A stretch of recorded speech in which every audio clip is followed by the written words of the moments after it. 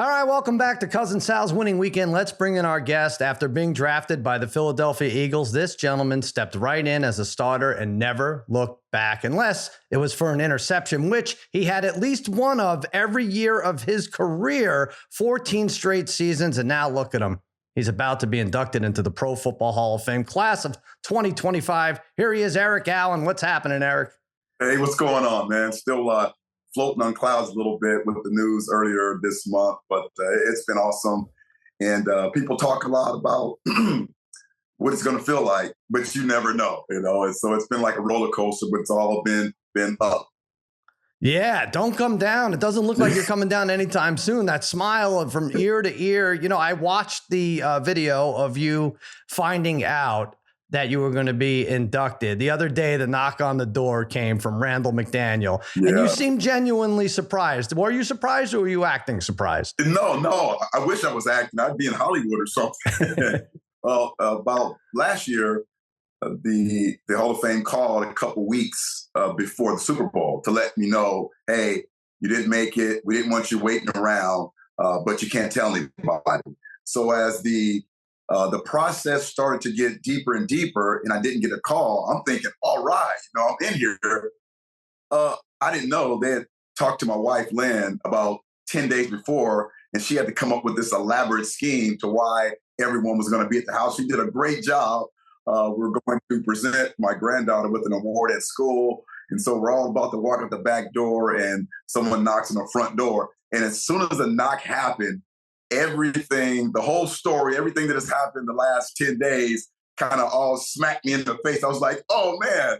So I looked through the window first, and I see Big Randall and with that gold jacket. It was just, it was just a feeling that, man, I found my way home. And I love it, though. I love like the very detailed specifics of it. And would you normally have answered the door, or would you have been like, someone else get the door? I'm busy. I'm texting somebody. I mean, that could have been a weird thing, right? No, if you didn't get the door. It's one of those things where, your dad, you're at home, everyone's going one way. And so you're just going to try and hurry and answer that door. And, when you pop that door open, you see Randall, and then you see the crew there. For a moment, I didn't even recognize or acknowledge, the Hall of Fame members. I mean, it was just me and Randall. And you know how when you see one of your good friends, the last time you saw him, it doesn't matter, what it was. You guys always go back to that moment that you guys kind of met, or you guys had those bonds together. And immediately I went back to college with Randall. And so, a voter told me the week leading up to the inductment, the announcements, that the committee who tallies the votes no longer is telling the voters who won, because I think there was a leak and the inductees weren't surprised when they were informed. And I go two ways with this, because I love the genuine surprise on your face. But also, I think if you know ahead of time, this sets up for a really good prank. Like, you could walk up to the door nude. What if you entered the door nude? What would happen? That's right. Along with that, as we were sitting in the house afterwards, you start to have those conversations with Jim and all those wonderful people at the Hall of Fame. And to come to understand that, yes, that was a problem years before. And then having a lot of the players go to the Super Bowl site, and then some of those players not get that knock on the door was, could be a little frustrating. And for some players, it didn't go over too well. And they made it a little bit tougher this year, which, hey, it is what it is, and that's why the class was so small this year, just 4 opposed to 5 or 6. Well, good for you. You deserve it. Yeah, I hadn't thought about that, though. Like, if someone's not getting into the Hall of Fame and there's a knock at the door, if it's like the Domino's guy, that guy gets no tip, right? He feels all the brunt of it. Hands up. Right. Exactly. All right. So now you're in, and some of the things you have to consider are your bust, right? They make a nice bust of you. Yeah. How much input do you have in terms of how you're going to look? Oh, man. So the week of the Super Bowl, they fly down, me, my wife, and my 2 boys. I have 4 sons. 2 of them went down. That whole week is filled with those questions. So you have a day where you're just having a luncheon and you're talking to a lot of the Hall of Famers that are there. And then one day you're having the day where you have your jacket size, your ring size, your bust measurement. So they have all that stuff. That's what the whole week of the Super Bowl is about. And that's why it was just so fantastic. But yes, I have complete control of what it's going to look like. Yes, because some of these have gone very, very wrong. I think the key is to get the hair right. It's good that you have input on that, and the teeth. And then, but what's interesting is, like, what if 3 years from now you decide to add a neck tattoo? Will they modify the bust, or whatever you have? Do you have? No.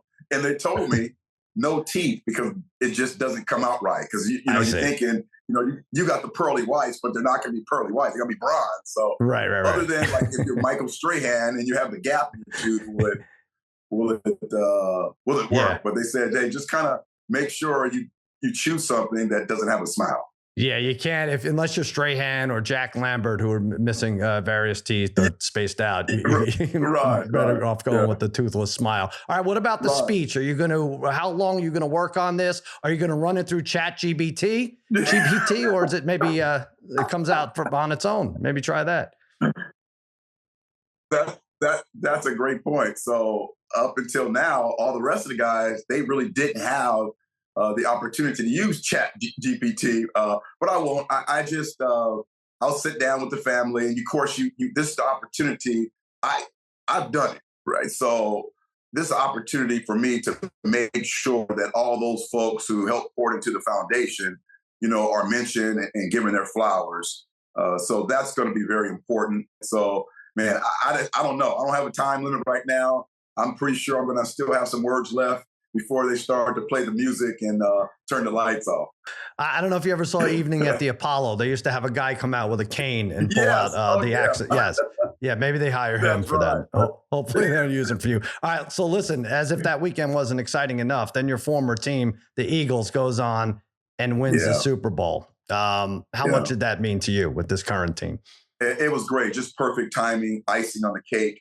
As the days before the Super Bowl, being able to walk around New Orleans and on Bourbon Street, and all the Philly fans were there and shouting out, and just excited, really confident about what happened. And then the game starts. And before the game, I told my wife, I was like, I have like coaching nerves, not like playing nerves, but how you're a coach and you prepare a football team and you just don't know what's going to happen because, I work with the Raiders now, and I see, Mahomes twice a year for the last 5 years, and he's just a miracle worker. So you just don't know. But after the first couple series, you just saw the way they put their game plan together on both sides of the ball. It was just a really great opportunity to see a good football team, well coached, great personnel, all have one thing in common, and they were all pulling in the same direction. And that's what you saw right before halftime. It was just pretty much a blowout. So it was exciting to see. Love to see the Eagles and all those young players and old players have that opportunity on the biggest stage in all of sports. Yeah. Speaking of halftime, I'm a gambling man, and I remember looking at halftime to see, all right, who's going to be the MVP of this game? It had gotten out of hand already. And I saw Cooper DeJean was like 7-1. And I was like, wow, he's got an interception. And by the way, you and Cooper, you guys are so very similar. The way you play, the way you look. I might have even thought you were related, the two of you. You probably have very similar busts if they make it to the Hall of Fame. No, but it's very hard for a defensive player. Once the game gets in the 30s and, the 50 total points, it's hard for a defensive player. But he did play lights out, and as did all that whole defense. It was crazy. Right. Yeah. Here's the one thing that I take on those two young guys is Coop has a knack for making big plays. Q is an amazing cornerback, and neither one of those guys hit the rookie wall. And a lot of that, I think, is because of Darius Slay and how he approaches practice, how he is in the film room. They did a phenomenal job. Howie has a lot of credit to do with how he built that football team. Yeah. NFL Combine this week. What was it like? Do you have memories of the NFL Combine? Did they have the cones back then where they put the cones down and have you run around or not? Right. Funny story about this, and everyone's nervous. I mean, it's the underwear Olympics, as we all know. And we get to the Combine, and I'm Allen, so I'm DB1. I have to go first in all these drills. And usually when you go first without any kind of warm-up, you're not going to have a good time. You're not going to do it right because you're kind of still kind of figuring out. I get to the combine. Guess who is our defensive back coach for our group is Willie Shaw.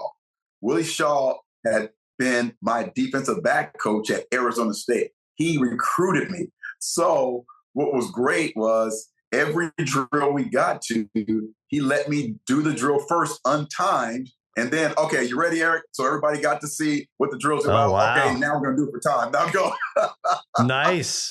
Excellent. I killed every drill. Because I was able to go through it, memorize it, and then go through it for real. So it sounds like Willie Shaw is deserving of some of your Hall of Fame recognition. I wouldn't give him the full golden jacket, but maybe the collar, a piece of the collar. I don't know how it works. It's interesting. Stitching. I'll take some stitching from inside. Right. Give him some stitching. You mentioned the Raiders, and you work with the Raiders. They made a big coaching change this offseason, right? They brought in Pete Carroll. What do you think of that move? It's almost unfortunate how they can't gain any ground. Maybe they can now, but now Denver's a playoff team. The Chargers are going to be better with Harbaugh, probably going to get better, and the Chiefs just don't go away. What do you think of this Pete Carroll move? I think you're hitting right on the head. I love Pete. Pete's a phenomenal guy. He's been successful in this league. I have a personal relationship with Pete, kind of know how he likes to build a football team and how he likes to kind of build that foundation and create that team chemistry. And he's well on his way in doing that. What I also love about it is the cupboards were not bare as far as what this football team is trying to do. Antonio Pierce, although record-wise and against some of these coaches in our division, wasn't great. I think he started to help build that defensive foundation on that side of football. So when Pete's coming in right now, of course, you have Max Crosby. But the most important thing is when you line up each and every week against your division opponent, and each of those opponents have either won or been to a Super Bowl, I think that means something. And now we have a coach who also has been in that situation. So he's not going to be intimidated by Andy Reid, who I think is the greatest, coach in football. And he's not going to be intimidated by going against Sean Payton. He's not going to be intimidated by going against Jim Harbaugh. And I think that right there says a lot about what this organization is trying to do now. And for the first time in a long time, that this football team is really intact, in line from ownership, GM, and head coach. We just have to find a way to get a quarterback that is going to give us opportunities to win on Sundays. Well, that's what I was going to say. You need a quarterback, and I don't want to put you on the spot, but I'm going to. And I'm trying to think of the four-ish guys the Raiders are targeting. I would say Sam Darnold, Matt Stafford, Cam Ward, Shedeur Sanders. Who's Eric Allen's choice? Yeah.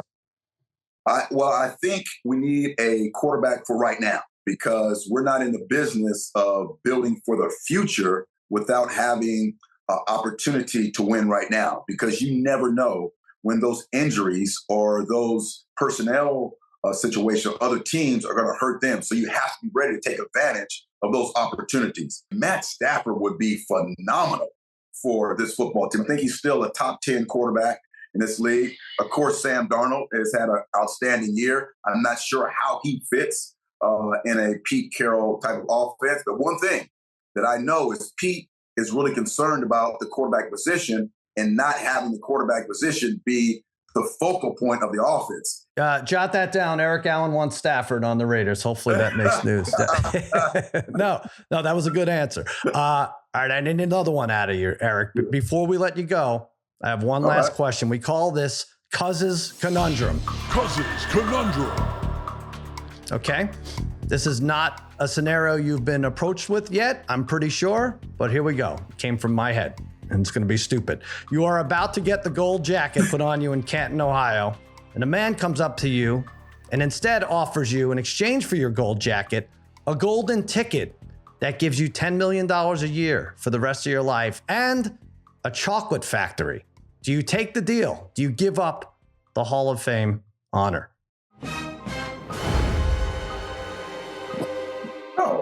No. I mean, I'm in that select group that gets to wear the gold jacket, have a bust in Canton, have an area in Canton that people will be able to walk by and see long after I'm gone.